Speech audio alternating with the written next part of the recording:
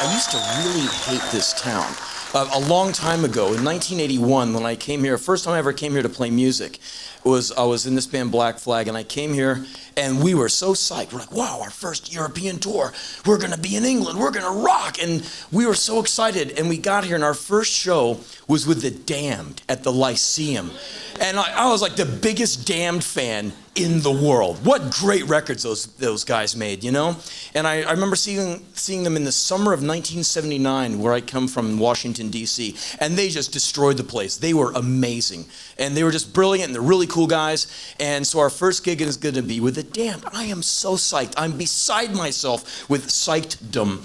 And we're hanging out backstage. I meet Captain Sensible. I'm like, whoa, I just met Captain Sensible. I just met Dave Vaney, and they're really cool guys. And I'm like 20. I'm like, whoa, man, rock and roll. You know, I'm so excited. I'm so excited. And, you know, it's going to be our first gig in front of the UK audience. And we go barreling down the stairs to go play at the Lyceum. And it's like, I don't know, 1,500, whatever the Lyceum holds, like just hardcore Damned fans. And they do not want to deal with this opening band, any opening band. They want to see one band, The Damned, and everything else in front of them is this thing that's in the way. And so here we come doing our thing. And between the songs, it was incredible. You could hear hair growing on faces. You could hear leather jackets being zipped up, mohawks being tweaked, you know, piercings being done. I mean, no one cared. We got not even a negative response. We got no response. Every once in a while, some odd globule of phlegm would fly from the crowd. Like, oh, well, yeah, right. And we did all these other shows, and these kids would come up and spit on us, and the skinheads wanted to beat us up, and all this crazy shit happened. It's like, no one likes us.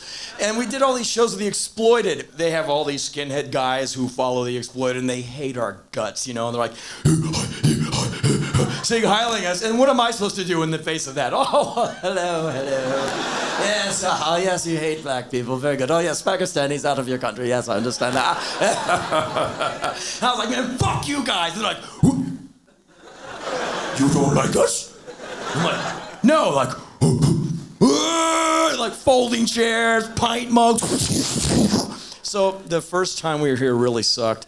And so we came back, like, you know, in '83, and we're like, oh, don't hurt us, don't hurt us. And, like, people were a little nicer, but there's still, like, the odd globule of saliva flying. And then in '84, we came back, like, fuck all y'all. And we did every single show in England. We played the ZZ Top Eliminator album in a loop before we'd go on stage. And, like, punkers are just bumming out on us, you know? Like, what the fuck are you doing? Like, fuck you, ZZ Top rules, you pussy. Get out of my club.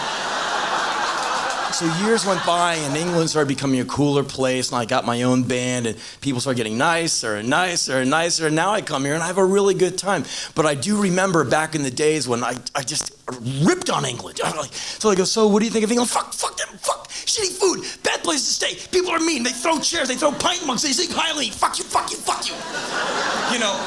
But well, it would be like, you know, how you would react if you went into some place with the best intentions and everyone, you know, started throwing stuff at you. You'd be like, you know, you'd be like scorned and buked, and you'd be pissed off at that rejection. It made me wonder what people in bands think when they get this following of people who either they can't stand or are terrified of. Like, what if you were like Susie Sue, which was like the diva for goth people, right? She goes out every night and plays, and what does she see in front of her? A bunch of overweight, pasty-faced people who dress in 9 layers of flat black clothing, winter, summer, spring, fall. Their hair is fucked up. They're trying to look deader than they have ever been. You know, they're trying to look more post-mortem, you know. And I wonder if she would go out there to sing and go, fucking hell, who are all these deadbeats who like me? Susie, we love you. Why? Fuck you. Get a haircut. Put some color in your cheeks. Come on, let's get laid. Or like poor old Morrissey. You know, he goes out there singing his songs. And what does he get? What does he get? He gets like crying 15-year-old boys. November spawned a monster. I wonder if he ever looked at one. Oh, fucking hell, what am I gonna do? That would make me, you know, want to buy a Bon Jovi record, eat some red meat, and fuck in the streets, you know? But remember when you were like 8 years old and you did something really stupid, like you put your hand in the fire and it burned the shit out of you, and you never, ever, ever did it again? You go, put your hand on fire, it fucking hurts, I'll never do it again. You learned, right? I never did. I go, okay, ow, fuck.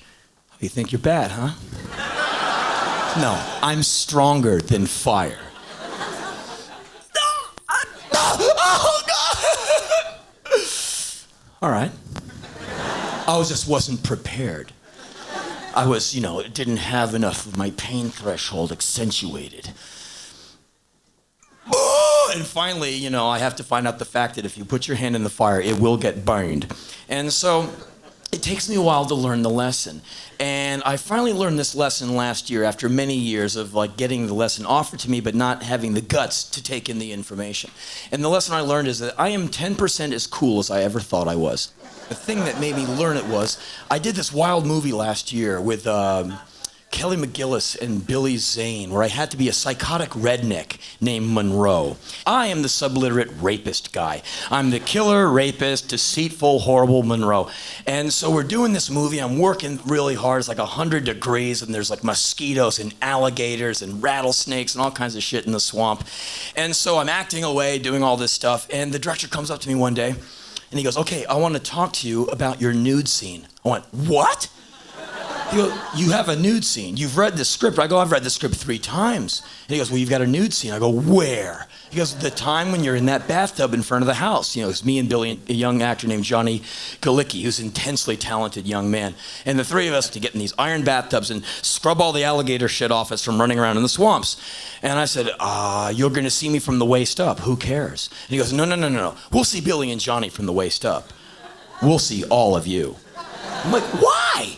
He said, because you have to get out of the tub, put your pants on, and go take out the blind mule cart driver who's coming up. See, there's a guy, a blind mule, driving guy, and he comes up, and I'm gonna kill him and take the mule cart, and we're gonna go to freedom on the mule cart over the county line or whatever. So I said, okay, so what do I do? He goes, you're gonna get out of the bathtub, camera's gonna basically see the gear, and then see your ass, and then you're gonna put the pants on that are hanging from a nail over here on a tree, put them on and exit that way. And I just wanna know now, since you're an actor, it is your right to have a body double. I go, body double? He goes, yeah.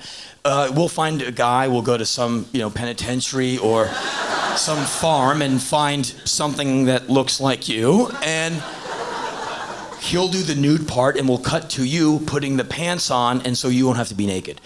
And that's where my macho bullshit comes into play. I'm like, oh, you think I can't be naked in a movie? He's like, no. Look, Henry, actors do it all the time. No, I don't give a fuck about being naked. I can be naked right now. I'll walk down the street in New York at noon naked. You think I can't? He's like, well, look. I go, I'll do it. You don't get a body double. I'll do it naked right now. He goes, Henry, thank you. I don't have the time to cast a body double. I don't have the budget. You are saving my ass. Thank you. I'm like, hey, man, anything for the production. And besides, I don't give a fuck about being naked. I'm the man. Hey, Darwinian, Nietzschean proclivity to survive. Natural selection. More women will see me and select me. Naturally. So anyway, right. Yeah, right. And so I go into makeup and hair, and usually the makeup and hair women tease me mercilessly. I come in, they put on a Hootie and the Blowfish CD on the boombox. They go, what do you think of this music? I'm like, all right, very funny, very funny. And on this day, they're like, good morning, Henry. I'm like, good morning. Please have a seat. I'm like, did I piss you girls off? They're like, no, why are you asking? I said, because you're being really serious. We usually fuck with each other and wake each other up in the morning. Why are you being all professional now? They said, well, today's your nude scene, and we figured you would like some time to collect yourself before you had to be naked. And they're so intense about it, I got all intense. I'm like, the nude scene, yeah. And they're putting the makeup on. I'm like, oh, nude scene. How can I get all worked up about it? We have all these scenes to do before we get to the nude scene. We have hours to go. And at every scene before the nude scene, I'm like 90% and 10%, I don't want to be naked. So it took a lot of concentration to get to get through the morning work. And all of a sudden we're in front of the house, and there's these iron wash tubs. And Billy and Johnny are standing there in surf trunks. smoking cigarettes. And I'm standing there in my underwear because I have to get naked and they don't. And they're like, hey, sucks to be you. I'm like, yeah, haha, I'm not scared. And to cover up my fear, I have taken my pants. I have the underwear on. I have the underwear all the way up as high as I can get them. And I see the package has gone to the left here. Your right, my left. So I've got my pants way up here, and I'm standing there naked except for my underwear, and like the underwear's way up here. And I'm thinking I must be hilarious, because when you have your pants up at this altitude, you can say anything, and it's funny. Like I can hit on any woman in this building and not offend. I can walk up, hey baby. What do you think of the spoken word so far, huh? And where usually you go like, fuck off, you go like, all right, very funny. Alternatively, I can go up to any guy and go like, come on. Fucking, come on. And you'll go like, get out of here. You can't take me seriously. I mean, look at this. Right? So I'm standing there going like, and I'm standing there looking at all the cast and crew going, who wants to fight me? And the wardrobe woman comes up with a towel and she holds it out. And I'm like 37 at the time. I'm a big boy now. I've been naked in front of women before. At least, and so mom counts, right? And so it shouldn't be a big deal to get naked in front of a woman who doesn't care whether I'm naked, purple, or on fire. I mean, she could give a fuck. She's holding the towel, looking away from me like, fucking actors. I'm like, okay, here I go. No looking. She's like, oh, I wouldn't think of it. Like she cares. I'm like, okay, here. And she's like, oh God. I boom, hop into the tub.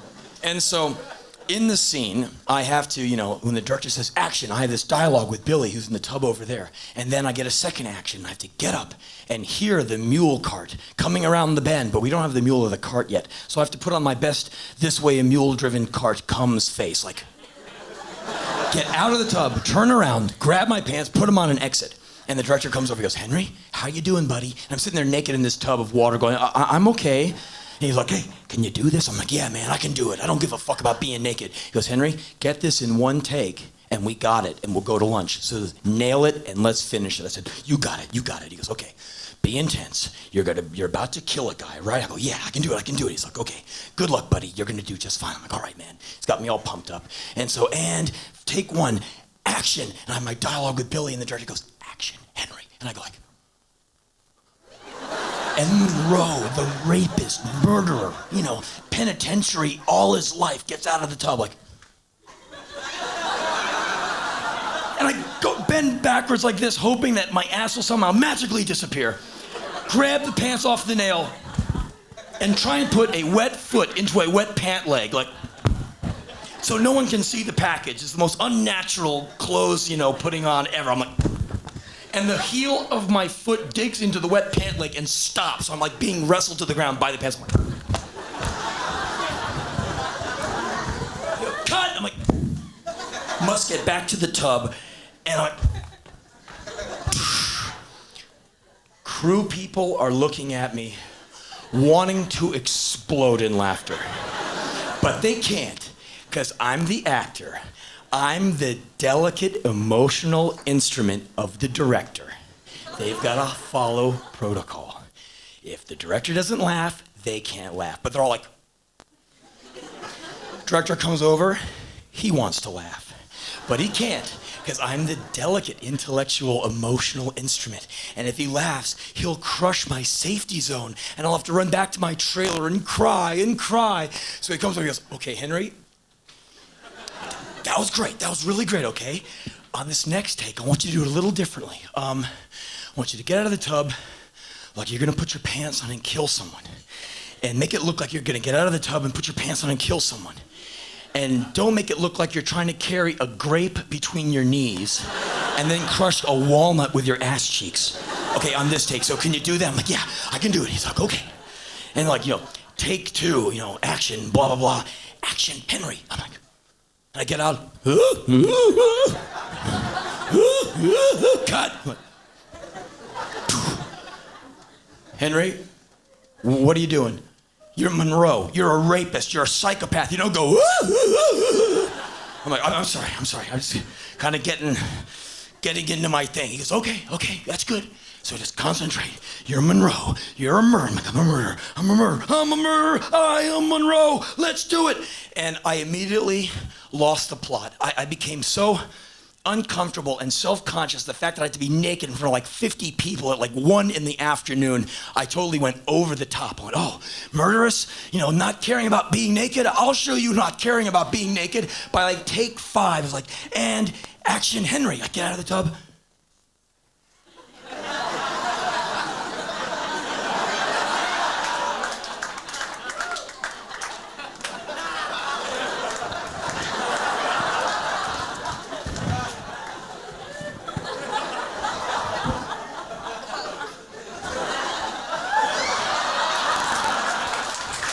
There you go.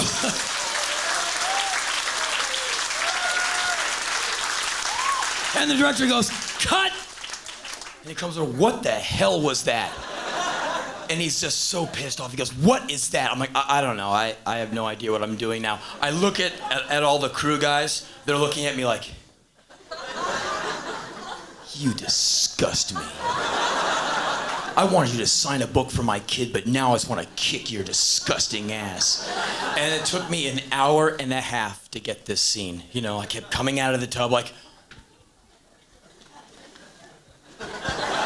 And finally, I got it right, and I was naked for like 2 hours, 1.5 hours, and it was excruciating. And I learned the lesson. I learned that, do I not give a fuck about being naked? Oh, I give a big one. That I'm thoroughly, vulnerable to all that stuff. I'm thoroughly self-conscious, and I thought I was so past it and so, Mr. Tough Guy, and I found out that I wasn't. And those crew guys are relentless for the rest of the week. Hey, you gonna do any more nude scenes? Like, man, I hate you guys. Like that the time when the breeze came by and it hit you and you shriveled up, that to me was the best take.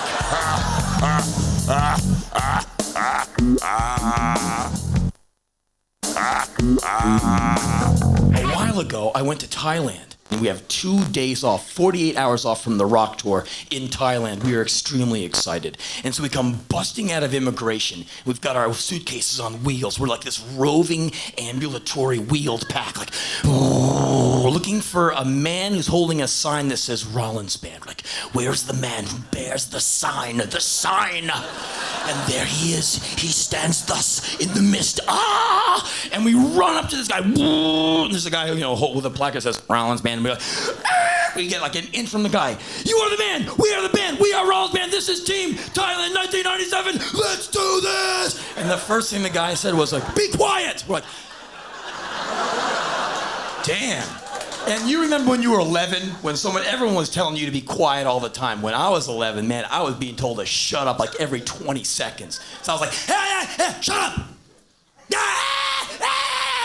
Then I was put on the anti-hyper drugs. So I was like, meh, for the next 16 years. But those first 5 years were just awesome before they developed Ritalin and they just jacked me full of it. And I was like, holding onto my desk for the long ride to puberty.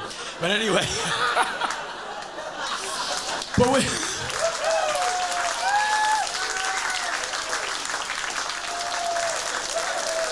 And so he goes, hello, my name is 74. Did he just say his name is 74? Yeah, I think so. You talk to me. Seems to like you. Okay. But, your name is 74? Yes, I'm 74. And he points to a badge on his jacket that says Driver 74. I'm like, oh, that's your name? 74? Yes, you call me 74. Like, cool, just cheer up. I'll call you anything you want, mellow out. And so we get in his van, and we're driving into Bangkok, and we're like, whoa, Bangkok, 1997, we are rock and rollers. And he's like, look, be quiet. We're like, damn, he's like totally killing the vibe. And so he tells us that, we can hire him for the equivalent of like $8 an hour, and he will drive us all over Thailand for the next 2 days. And so we meet him the next day, and we drive all over Bangkok, going to temples and all this stuff. And we see like the reclining Buddha. He's like a block long. He's like this long Buddha sitting on his elbow, and you take a long lap around the reclining Buddha. I like Buddha because he's smiling, he's mellow, he's not sending you to hell for masturbating. I thought he was cool. And And, he's all kicked back like, hey, worship me, worship yourself, worship anything. Woo, I'm Buddha. It's going to be cool, babe. It's real cool, So I liked Buddha. I got a good vibe off him. And so by the end of the day, we're all like sunbaked because it's always like 98 degrees in Thailand. And so we're like, I'm dying. I want to go back to my room and read my Dostoevsky book and have my pithy thoughts, write in my journal, jerk off, go to sleep. And keeping it real, man. And so, yeah, listen to all these pathetic men. Yeah, man, I jerk off all the time too, man. You understand me, man. Yeah, meet a guy who's never had a dick in his hand, his or someone else's, and he'll give you $1. Anyway, we've all been there, man. So anyway, we're driving back towards the hotel, and one of the guys in the band said, we want to go to a Thai sex show. And I was like, oh yeah, they have those things in this town. And I went, ooh, I don't want to go. And one of the guys says, well, why not? I said, because it fucks with my Darwinian Nietzschean proclivities. Because I think if you have to pay to see people naked, that means you're not a breeder, you're not a warrior, you're not a conquering, testosterone-driven, fucking killing machine, which I pride myself in being. And I could never go, because in the jungle, you would be weeded out. You'd be eaten by your own kind at the watering hole at sundown. You would not be in the next breeding pool, You'd be a recessive trait. You'd be like a rock journalist. You would not, in a more brutal... And so I said, fellas, I'm going to take the moral high road. I don't need to see women doing weird things with themselves. I'm going to go back to my room. And one of the guys in the band said something that made a lot of sense. He goes, well, you know what? Go ahead and take the moral high road and feel really good about yourself. But guess what? We're in Thailand. Come to this stupid sex show with us, okay? And see this juvenile display with us. And it'll be a nice page in your journal. And it'll be a wonderful story for one of your spoken word shows. And basically he was just telling me, like, why don't you just cool out, relax a little, and have some stupid fun with your buddies in the band. And I love these guys, I said, you know what? I'm with you. I'm going. And you go into a place that has a stage, like a square with like a boxing ring, ropes around it, and everything is like tiered seating, like on all four sides. It looks like a boxing ring. And there's no room in this place except for like 6 spaces ringside. And so we go, winding through like 300 or 400 people, and we're sitting right at the stage. And I got my chin is right there. I mean, I am there. I got people behind me, a stage in front of me, strangers on this side of me, and the rest of the band on this side of me. I am hemmed in on all sides. I'm going nowhere. And so we're waiting, and for 20 minutes, nothing happens. I started complaining. This is very boring. Like, shh, be quiet. I'm like, I could be home reading. Be quiet. Boring. Shut up, you're a killjoy. I look across the ring because I want to see who's coming to this show. You always have to put everyone else down. I know I'm here because I'm just the cynical guy and I'm above all this. Let's see the people who really bought into this joke. So you're looking around and there's like couples, there's young people, and no one's there like, I'm a dirty old man. There's like, yeah, we're coming to a fucking Thai sex show. What's going to happen? And I see these people across the ring and they're like,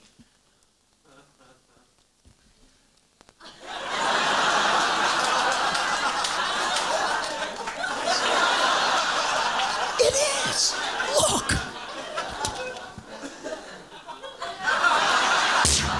And I'm like, oh no. And what am I gonna do? I'm not here. I just went like.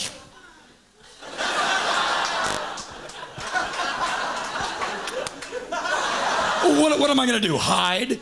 And so somewhere in the world, some tourist like, I saw Henry Rollins at a sex show. How did you see that? Oh, I was there too. Oh, there you go.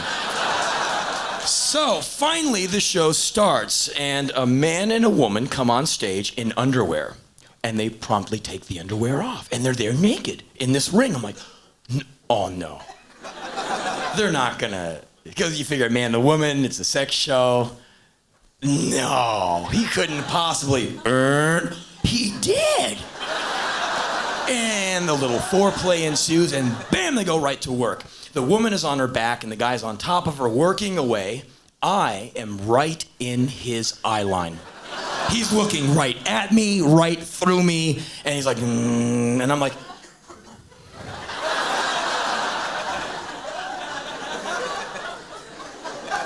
There's like nowhere for me to go. I'm like, I'm not seeing this. And he's like looking at me, how you doing? 3 sets a night, 5 nights a week. Good work if you can get it. And the girl is like a lot of women during sex. They're looking past the heaving head at the ceiling.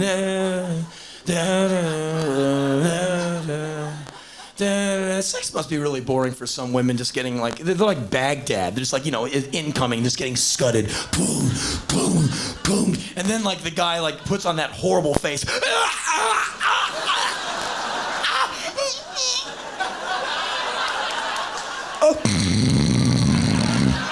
You have this slobbering, snoring, drooling, useless thing on top of you, like, going for like that power sleep. And like, what do women do? Like, 1, 2, 3, and the guy wakes up from his post-coital days, like, and he remembers his sensitivity training at university. He goes like, did you have an orgasm? Like he gives a fuck. And that's when women do one of the most marvelous lies that you women have ever concocted. You look at the guy and say, no, but that's the truthful part. It's okay. It felt nice. And I don't believe you, okay? I don't believe that that's okay with you. I just do not believe it. Because I know how men would be if they didn't get to come every single time they had sex. You know, they'd be like, huh? Are you fucking kidding me? They wouldn't go, oh, don't worry, it felt nice. They get up, no. Staggering out into the street naked with this hard-on, like killing cars, ripping men's heads off, finding a large rock to beat themselves into unconsciousness. You know, man found on the street, you know, arcing hard-on, unconscious, bleeding from mouth and nose. I think a lot of male violence it's very vain. You know, like when they whoop somebody's ass, they want an audience. They want to like punch this guy just right. They wish it was a 3-camera shoot directed by Tarantino, you know? It's like, I'm kicking your ass, check me out. Like, cool. Oh, you wait, okay, yeah. Is the camera on? Cool. How's it? Yeah, cool. You know, and usually it's like that, or it's the prelude to intense, like, an everlasting friendship between two guys. Boom, boom, boom, boom, boom, boom, fuck you, I love you, man. And they go back in right up to that pub and buy each other drinks until they collapse in each other's arms, and hopefully they'll get an apartment together and we'll see them later. But women, on the other hand, their violence it's just never for show. It's like they mean it. And it's the kind of violence that you respect and fear, and you never doubt it. 2 women get into it, one of those chicks is gonna come home with a scalp, you know, a dripping scalp. You get into your girl's car, something swinging from the rear view. What is that? Some chick's ovaries, man. Because for women, it is real. It's none of this, I'm a tough bitch. It's like, you did what? Eyeball. You know? So I respect and fear female violence. I bow down to it. You know, you better come here. Okay. Don't do your, like, you know, premenstrual thing on me, you know? I figured out why women frustrate men so much. It's because men get into, like, this goes here, and women just go, oh, I don't know, and they're like, no, it must be like this. And women are like, no, it's like how I feel today. No, I don't go by feelings. That would get you killed in war. You know? I've noticed that when we all grow older and boys turn into men, which is kind of dubious, they just kind of become fat boys. And girls turn into women, the whole relationship changes, you know, because men have a hard time handling their emotions. And as they get older, they become more steady. I'm a steady man. I have a job, I have a car, and payments to make and responsibilities. And when women start crying for no reason, men just become thoroughly unhinged. Like, you know, the man and woman, they live together, they're having breakfast, and all of a sudden the woman's crying. And the guy's like, what's going on? He thinks it's all about, you know, it's all about him. What have I done? You haven't done anything. Then And why are you crying? Sometimes I just have to cry. Why are you crying? I don't know. And for men, this makes no sense whatsoever. You don't know why you're crying? No!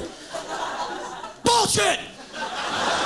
You know why you're crying. Every single thing happens for a reason. You throw a ball up in the air, gravity brings it to the ground. You know why you're crying. You're holding it from me. Out with it. You don't understand me. Bullshit, you don't understand yourself. I am organized. I have all my CDs in alphabetical order. I get to work on time. I know how to fix my car. You are just this emotional creature. That's why you will never be president. That's why we don't let you run the company. That's why you will never drive a spaceship to the moon. Because what you're going to do when you get to the moon, you're going to cry. That's what you're going to do. You're going to cry. You're going to freak out. And you're going to paint something some gay-ass color. Fuck you. I hate you. Oh, yeah, you hate me. You'll love me in 10 minutes. Oh, fuck you.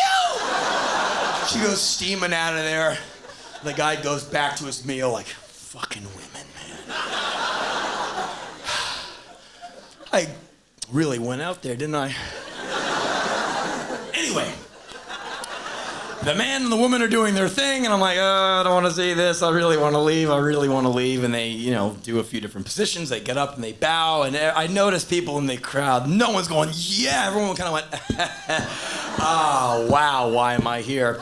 And then two women come on stage. And one is wearing underwear, and the other one isn't. And the naked one, she waves at the crowd, and everyone goes, oh, hello, nude woman. And this woman, the other woman who has the panties on, seems to be her assistant. And she holds up two balloons to the crowd, like, see, these are two balloons. And everyone goes, okay, gotcha, those are two balloons. And then she holds up a dart. The dart. And everyone's like, oh, okay, a dart, right, okay. And so she hands the dart to the woman. The woman gets on her back and loads. And the woman holding the balloon takes the balloon and kind of throws it gently into the air. And the balloon goes up, up, and it's coming down, down, bang! And the tattered remains of the balloon are impaled by the dart on this wooden beam that is conveniently located on stage. And not one of us saw the dart come from this woman. It was not some lazy arc of a dart that went to its target. It was like, I want to put it right there. And it was like, whoa, that was awesome. Because, being a fan of physical fitness and working out and stuff, I just wanted to stop the action right there and ask her what she's doing for her abs and her diaphragm and where she got that kind of control, Like, God, what's your diet? What's your workout? How many reps are you doing? What do you bench? Anyway, sorry. And then another woman comes out with a banana. Just a naked woman with a banana. And at this point in the show, we all know what's going to happen. And she gets down and loads and starts kind of like mortaring herself, or 70 degrees, right? And she's like kind of like aiming at me. And I kind of look over like, no. So I do not want to be involved in the crowd participation part. I hate that when I need someone from the audience. I'm like, fuck you, I will kill you. Drag me up on stage to be part of your evil plan, you will die, pig fucker, I will kill you. So, I'm like putting on the most stern Republican face I can. No, I'm sorry, very uptight, sphincter closed, can't do it, nope. And so she looks at me and goes, he's no fun. So she keeps reconfiguring, and she's kind of aiming over here. So I know whatever's gonna happen, it's gonna happen over here. So I'm like, okay, I'm out of the line of fire. And we're all kind of looking over, and this woman is basically aimed at Ken, our drum tech. And so all eyes in the whole place are on Ken. And Ken's going like, well, why am I the chosen one, And I'll never forget what happened next. I just remember her pelvis kind of dipping down, and then I saw Ken go like, and he made this miraculous save, and in his hands is the banana. And everyone in the place is like, whoa! Impressed more by his save than by her projection. Because it was just the reflexes. I mean, that thing would have hit me right in the head, because I'm not a fast guy, But Ken was like, wham, I'm on it. And he just kind of stood, he just sat there, frozen, like stunned. He's like, did I just do that? And everyone was like, Ken Butler, you are the man.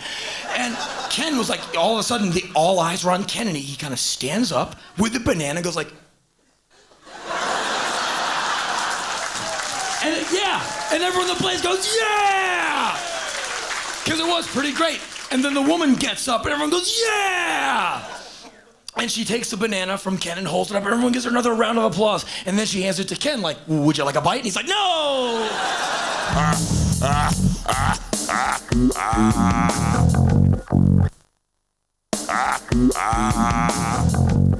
In the 70s, that's when I was a teenager, and I went to a boys' school.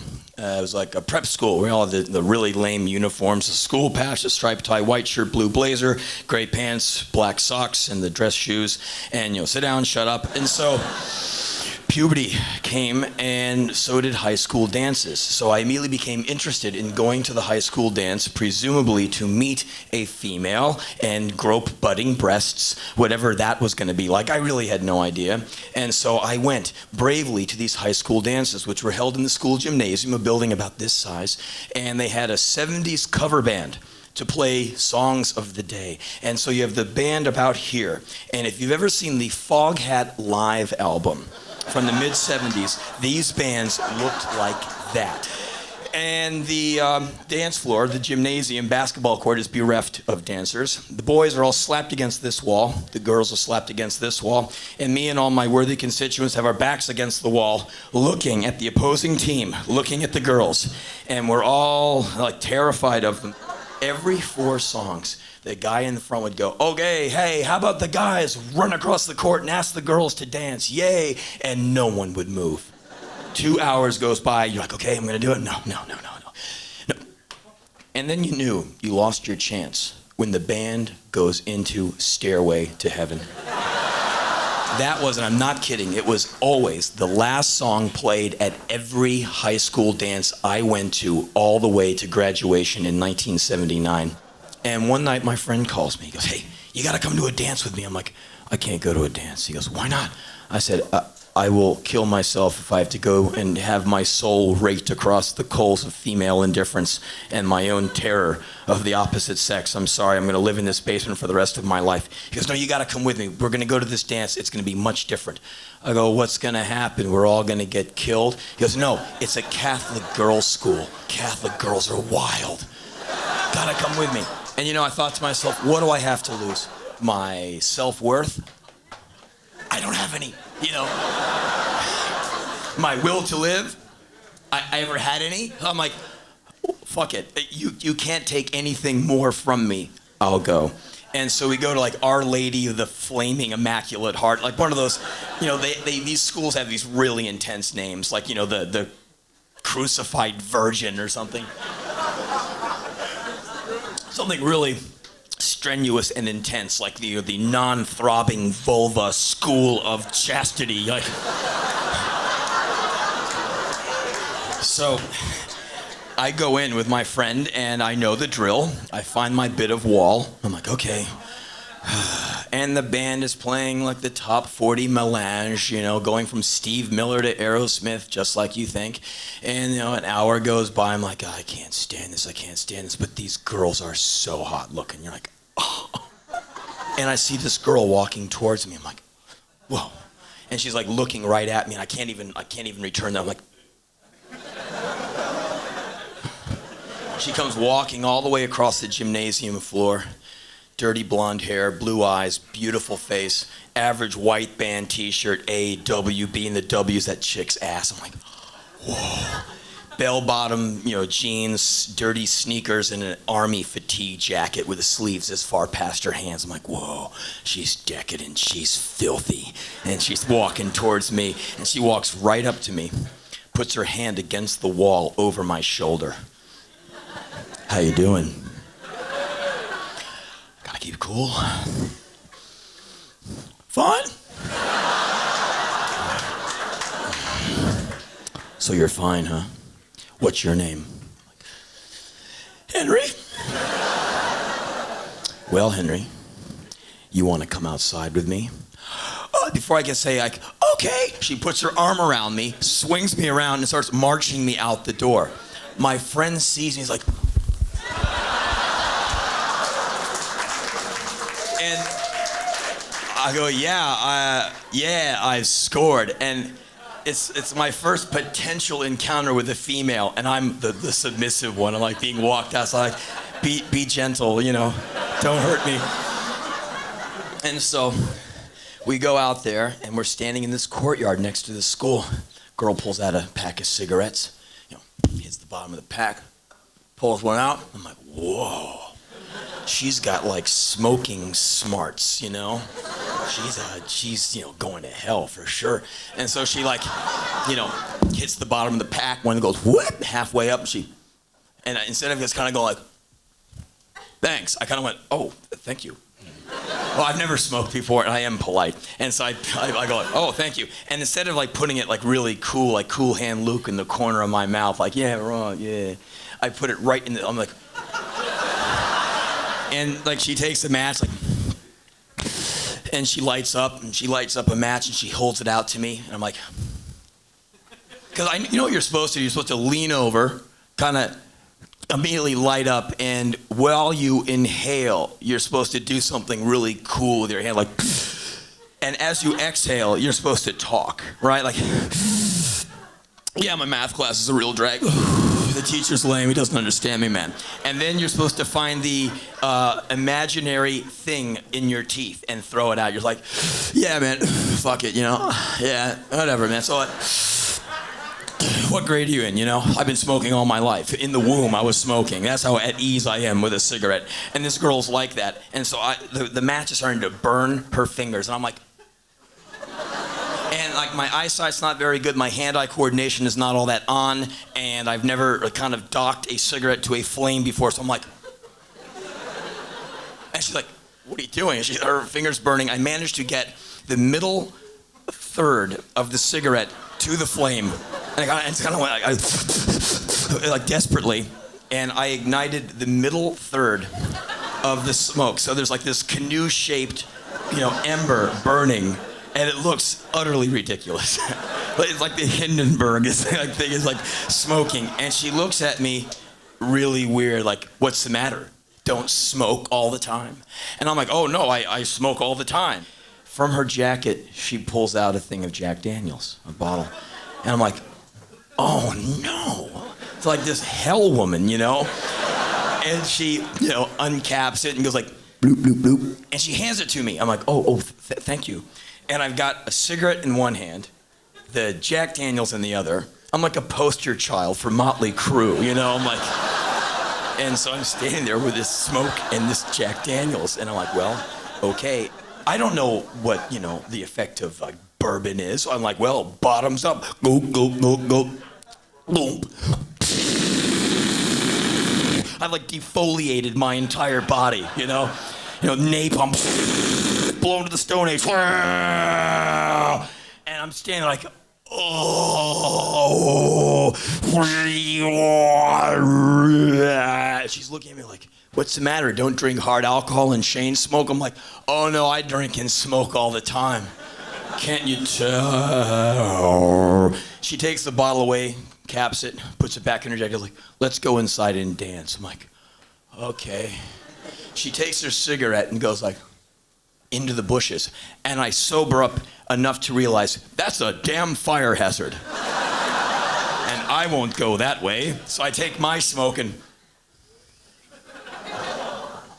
we go back into the gymnasium, and the band is playing away. She goes, come on, we're gonna dance. And the band is playing an up-tempo number. I'm like, oh no, what am I gonna do? I'm being dragged out onto this dance floor. I'm like, I'm gonna make a fool out of myself. And the band mercifully comes to the end of the song. I'm like, whew. I start backing up to find my piece of wall. She goes, where are you going? We're gonna dance. I'm like, oh no, well the song is over. I'm gonna find she goes, and she holds on, she goes, we're gonna dance. Guy goes, all right, kids, it's the last song of the night. I'm like, oh no, here it comes. There's a lady. I'm like, oh no. Me and this girl go out on the dance floor. I grab her, ha! And I put my chin into her shoulder, like, okay, here we go. And she's moving her head around. I'm like, what are you doing? You're supposed to have your chin digging into my shoulder. My chin is digging into your shoulder. We're gonna grit our teeth, have a horrible time, and get through this somehow. I'm like, and she's moving her head. I'm like, what is she doing? I'll put my chin even deeper into her shoulder. And she's moving her head around, like, and she gets her head around mine. All of a sudden, I'm staring right at her. I'm like, What? She opens her mouth, and like the alien, her tongue comes out, and I was about to go like, what are you? And you remember the first time that happened to you, and the first like 2 seconds was like, whoa, I've never felt anything like that before in my life, even if it was your uncle when you were 4. I'm sorry, I'm not trying to dig too deep and bring up anything that, we don't want to get into during this evening's encounter. But anyway, you remember the first couple of seconds, like, whoa, that's different. But immediately you become like expert man or woman in kissing, you become tongue master. And that was my experience. I was like, whoa, aha.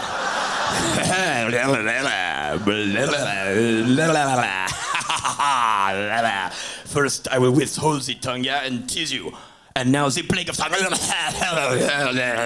Like 5 minutes later, I am like lamped onto this young girl like a placostomus catfish. And as we wander I have this woman in a death grip. Like 6 more minutes goes by, and she. I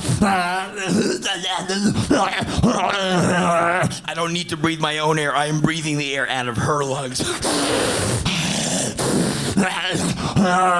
And she by ying her stare her to head. All right, thanks a lot. We'll be playing next week. With all of her human strength left in her body, she puts her hands on my shoulders, like 1, 2, 3, and the lock is broken. Just get away! I'm like, but I love you. Get away from me. Get away. And I went home. I walked like 2.5 miles all the way home, like just putting my tongue on everything. Like, wow, there's a tree. Not bad. My arm. Wow, that was wild. And I went home and I got home really late that night, like 9:20 in the evening. Crazy Friday night for the big guy. And I pulled out my records. I put on like Ted Nugent, and all of a sudden, his words became gospel to me. Because now I understood. Now I see. And the first Van Halen album, David Lee Roth went from like singer to God to me. Like running with the devil. I'm like, yes. I too am running down that same road with you, David Lee. I am with you. I too am running with this devil that you speak of. And from then on, I just became a maniac. And I'd go to these dances like, come on, who wants to kiss me? Come on, fucker. You think I can't? Come on, don't make me beg. And that's my impression of 2 LA policemen having sex in the McDonald's drive-thru before they have to order. Like, come on, fucker, come on. Big Mac, please. Sorry. Come on, look at my tongue. I can do all kinds of things with it. Come on, is it you? Is it be you? You, come on, girl. People like getting on chairs to get away from me, So I have Catholicism to thank for that. See you next time. Thanks for having me. Thanks a lot. Thanks.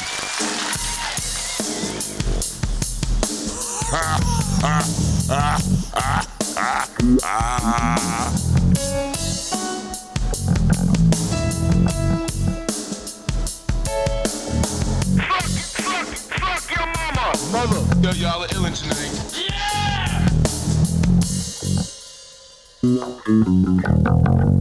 Yeah!